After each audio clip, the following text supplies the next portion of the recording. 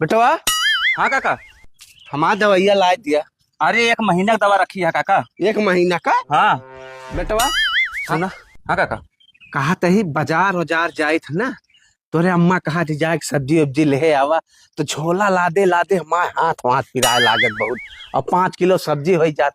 एक तो साइकिल ला देते हैं बेटवा। साइकिल। हाँ ठीक ठीक। काका हाँ। ले जो साइकिलिया कह रहा है, मोटरसाइकिल लिया। अब ऐसे सब्जी लावा जाए, ठीक है हाँ? मोटरसाइकिल से।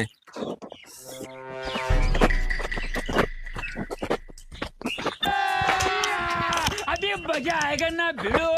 बेटवा हाँ काका। तुझसे मैं एक बात कहूँ यार, बतावा।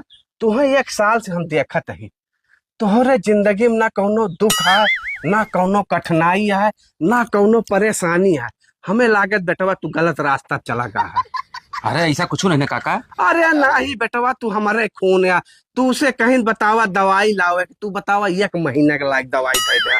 तू उसे कहीं साइकिल लावे का, तू बतावा 1 लाख के लायक गाड़ी दे दे।